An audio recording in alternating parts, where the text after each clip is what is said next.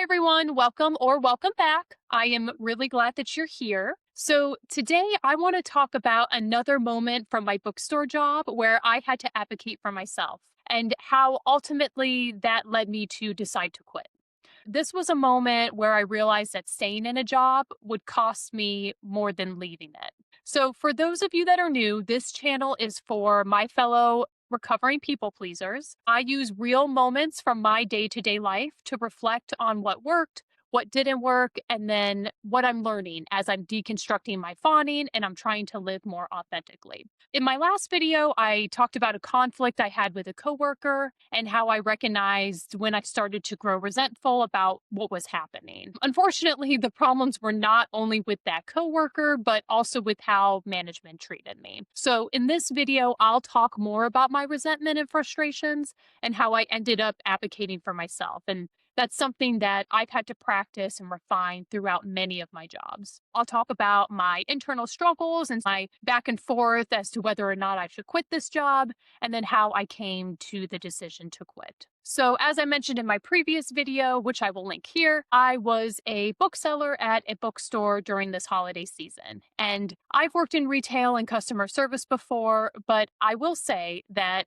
going back to it after 10 years, that retail is not for the weak. When I was younger, I was great at jobs like waitressing, being like a store associate, helping people, getting them a fitting room, different things like that. And I think I was good at it because I was a master at suppressing my facial expressions. I was amazing at not being annoyed at anybody, or at least looking like I wasn't annoyed at anybody. And I always wanted to make people happy, even if they were complete strangers to me.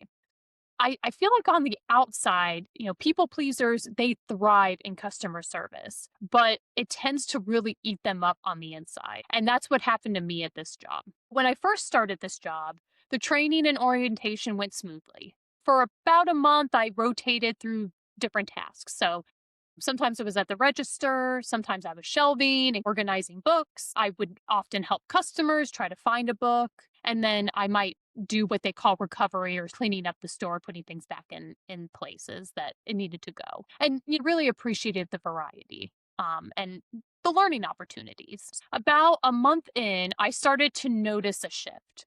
I was being assigned to the register more and more.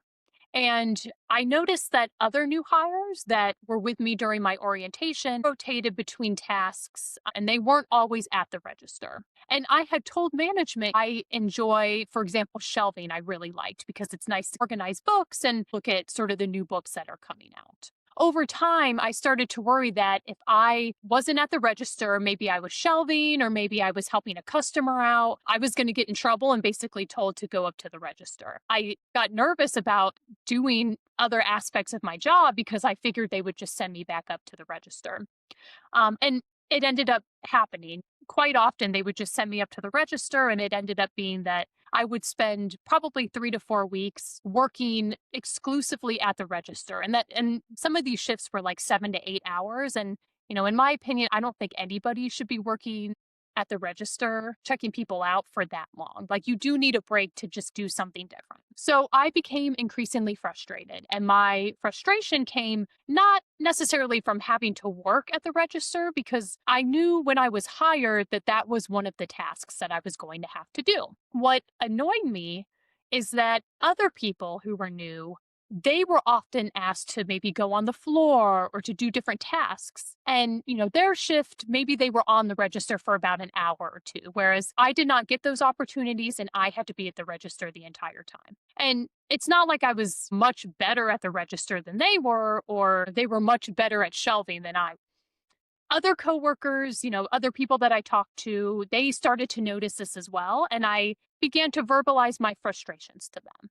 And I even think one manager that I was okay with actually noticed, because during one of my shifts, I was actually able to get off the register and go shelf for about an hour. One day I walk into work and I've been frustrated about this for a while. And the manager told me, okay, we're going to start rotating all of you new hires in and out. So nobody has to be stuck at the register their entire shift. And that gave me hope. I was like, oh, maybe they're hearing my concerns. Maybe they're noticing this unfairness. But during that shift, It was a pretty busy shift. It was the weekend before Christmas, but that really didn't happen. I stayed at the register for nearly my entire shift, while again, other new hires, most of them rotated off of the register and they were able to go on the floor or do something else. So, there was a moment when things slowed down and I asked the same manager, when would I be able to be switched out? And he basically told me that he didn't have time to deal with it. And I asked him twice after that, and he still refused to get anybody to come up to the register, which I understand if it's busy or if we don't have a lot of people, but there were definitely people that were newer that could have switched out with me. At this point, my resentment was at an all time high, and I knew I needed to say something. I asked another manager to talk about it, and I tried to frame it as wanting access to the same opportunities that other employees were getting and really being able to grow within the company. I tried not to seem like I was complaining because I understood, of course, I'm going to be at the register. I was just trying to call out how it was unfair. And the response, all I can say is it was dismissive. I was told that being at the register was what they hired me to do. And I said that I understood that, but that I did want opportunities to do other things, even if it was just for like a half an hour during my shift. And of course, it might not be every shift.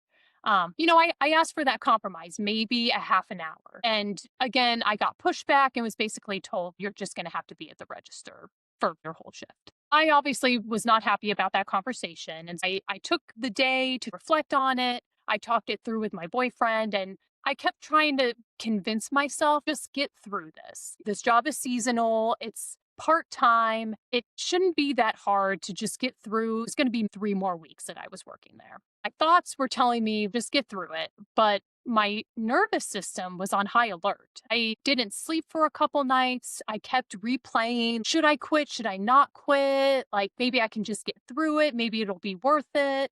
But I've learned that if I'm having trouble making a decision about if something should change, it's probably because it needed to change a long time ago. And my body had already signaled to me that this job wasn't working. My mind just needed to catch up. The next morning, I realized I don't want to work for a company or for a manager that doesn't even hear my concerns, where I don't feel valued. And I especially don't want to work in an environment where I feel like I'm going to get in trouble for really no reason. And I feel like it's easy for us as people pleasers to stick things out or to go through adversity because it's something that we think we have to earn the right to just simply exist. But it's not worth staying in spaces that shrink us, in ones that gaslight us into believing our worth needs to be earned. Because in those spaces, you can never earn your worth no matter how hard you try. And in spaces where you are supposed to be, you'll never have to question your worth. It won't even be a blip on your radar. I called that morning and I quit. I didn't give any explanation. And now I've quit 2 toxic jobs in the past year. And even though this bookseller job, it was much easier to quit than my other one, I still felt really proud of myself. I advocated for myself and I stood up for myself. And I got a clear answer from my manager about what was going to happen. And unlike times in the past, I didn't care if they didn't like me. It actually felt okay to be disliked because that meant I liked myself a little more.